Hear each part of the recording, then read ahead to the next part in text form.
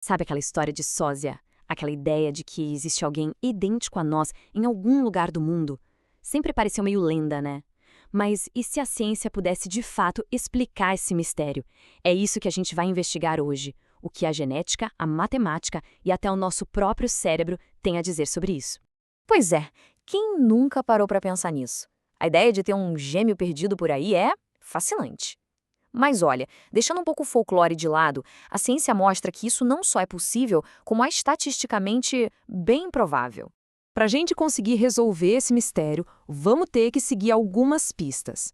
E a primeira delas nos leva direto para a origem da nossa aparência, o nosso código genético. Imagina o nosso DNA como um baralho de cartas, ok? O genoma humano é gigantesco, mas o número de genes que realmente definem o nosso rosto, esse número é finito. As combinações são muitas, claro, mas as cartas que formam o rosto são limitadas. E aqui tem um conceito que é fundamental para a gente entender isso. Não existe um gene para o nariz ou um gene para a boca. A aparência do rosto é o que a gente chama de traço poligênico. Ou seja, centenas, talvez milhares, de pequenas variações genéticas interagem para esculpir cada detalhe. A ciência, inclusive, já identificou algumas dessas peças. O gene PAX3, por exemplo, ele influencia a posição dos olhos. O PRDM16 ajuda a definir a estrutura do crânio. São só algumas pecinhas de um quebra-cabeça genético que é, nossa, imensamente complexo. Agora, vamos pensar na escala teórica. Se a gente pegar só umas 50 características do rosto, cada uma com 2 variações possíveis, o número de combinações ultrapassa um quatrilhão. É um número que mal dá para imaginar. Só que a biologia não é matemática pura. Esse número gigantesco é apenas o potencial teórico. A realidade vem e impõe limites bem rígidos. E é aqui que a história fica realmente interessante. E essa é a nossa segunda pista, o funil da realidade. Fatores biológicos e também populacionais acabam filtrando as possibilidades, sabe? Eles vão afunilando a diversidade até que os rostos, inevitavelmente, comecem a se repetir. Esse processo funciona exatamente como um funil. Lá no topo, a gente tem aquele número astronômico de combinações teóricas. Aí a biologia vem e filtra o que simplesmente não funciona. Depois, a nossa ancestralidade em comum concentra certos traços em algumas populações. E o que sai lá no finalzinho do funil é o conjunto de rostos que a gente vê no mundo real. Um conjunto bem menor e, por isso, muito mais propenso a repetições. E esse funil funciona por alguns motivos.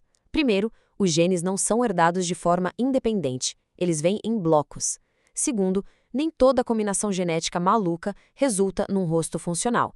E terceiro, a nossa ancestralidade compartilhada significa que grupos de pessoas já têm um baralho genético meio parecido, o que aumenta muito a chance de repetições. Para entender o poder desses números, vamos usar uma analogia famosa, o paradoxo do aniversário. Parece impossível, né? Mas em um grupo de só 23 pessoas, a chance de 2 delas fazerem aniversário no mesmo dia já passa de 50%. A probabilidade de uma cópia surgir é muito, mas muito maior do que a nossa intuição diz. Agora pega essa lógica e aplica para 8 bilhões de pessoas.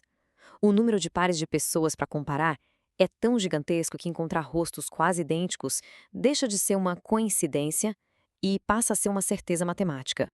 Ok, já temos a genética e a matemática do nosso lado. Mas ainda falta a peça final da nossa investigação, a testemunha. E essa testemunha é o nosso próprio cérebro. E a ciência confirma que não estamos só vendo coisas. Um estudo publicado na revista Cell Reports analisou vários sósias e descobriu algo incrível. Eles realmente compartilham mais variantes genéticas entre si do que com pessoas aleatórias. A semelhança que a gente percebe tem uma base genética real. Isso leva a gente a uma pergunta fundamental, né? Se a base genética é tão parecida, dá para dizer que eles são cópias perfeitas um do outro? A resposta é não exatamente. E o motivo está no nosso cérebro. Ele é um especialista em encontrar padrões. Tão especialista que, às vezes, ele dá uma exagerada, preenchendo as lacunas e vendo uma correspondência perfeita onde existe, na verdade, uma grande semelhança. O cérebro usa uns atalhos. Em vez de ficar analisando cada detalhezinho, ele olha o rosto como um todo e foca nas proporções principais. A distância entre os olhos, o formato do nariz, a boca. Se essa geometria do rosto bate, o cérebro tende a ignorar as pequenas diferenças e declarar: é um sósia. Então, o ponto crucial é este. O que a gente percebe como um sósia perfeito é, na verdade, uma aproximação muito, muito boa. Uma análise bem detalhada sempre vai revelar diferenças na textura da pele, em pequenas assimetrias, nas microexpressões, detalhes que o nosso cérebro, na sua busca eficiente por padrões, simplesmente deixa passar. Bom, chegamos ao fim da nossa investigação. Com todas as pistas reunidas, acho que já é hora do veredito final sobre o grande mistério dos sócias.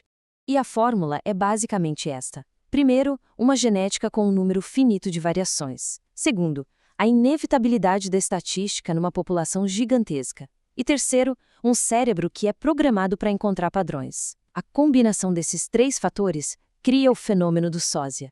No final das contas, os doppelgangers não têm nada de sobrenatural. Eles são um belo exemplo de como a biologia, a matemática e a psicologia se encontram. As peças do quebra-cabeça são limitadas, e com gente suficiente montando esse quebra-cabeça, algumas imagens vão, inevitavelmente, sair quase iguais. Isso nos lembra do quão profundamente conectados todos nós estamos por um mesmo projeto genético.